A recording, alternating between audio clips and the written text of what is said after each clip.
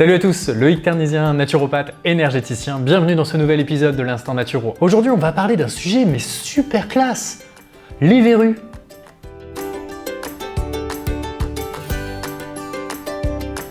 Et pour revoir tous les épisodes super classe de l'Instant Naturo, je vous invite à vous abonner à la chaîne. Alors les verrues, qu'est-ce que c'est qu'une verrue en fait? Eh bien c'est une excroissance cutanée causée par un virus qu'on appelle le VPH, virus du papillome humain.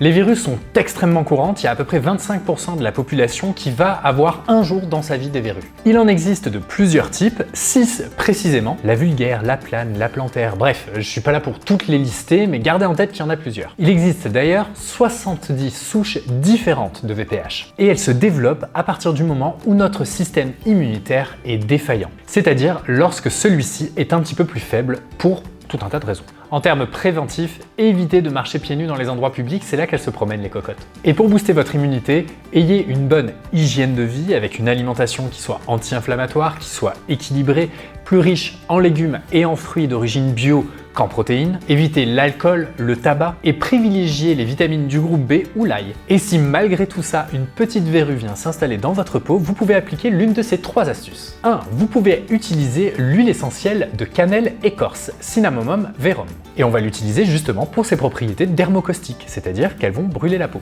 Vous pourrez mettre une goutte d'huile essentielle sur un coton-tige et tapoter la verrue avec le coton-tige 2 à 3 fois par jour. Et pour les adeptes du zéro déchet, vous pouvez réutiliser le même coton-tige. Généralement, la disparition est assez rapide, ça prend un mois. Attention, car on n'utilisera pas cette huile essentielle si vous êtes une femme enceinte, une femme allaitante, un bébé ou bien entendu proche des parties sensibles, les yeux, les organes génitaux, etc. Et si vous avez le moindre doute, je vous invite à contacter votre médecin ou votre aromathérapeute pour vous assurer que vous faites bien les choses. Astuce numéro 2, eh bien peut-être que dans votre jardin vous avez une plante que l'on appelle la chélidoine. La chélidoine est reconnue pour ses propriétés anti-verrues car lorsque vous coupez la plante, elle sécrète un jus et c'est ce jus blanc que vous allez pouvoir appliquer directement sur la verrue 3 à 5 fois par jour. Et vous le croirez ou non, l'astuce numéro 3 c'est du tester et approuvé par votre naturopathe, c'était le remède de ma grand-mère. Étape 1, vous allez prendre de l'oignon et vous allez le trancher. Étape 2, vous allez laisser macérer tout ça quelques jours au réfrigérateur. Dans quoi?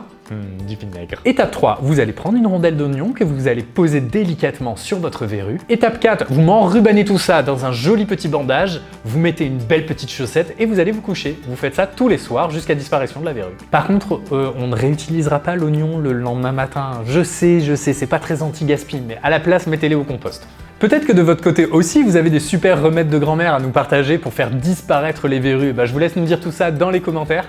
Encore une fois, merci d'avoir regardé cet épisode de l'Instant Naturo et je vous dis à très bientôt pour un nouvel épisode. Salut!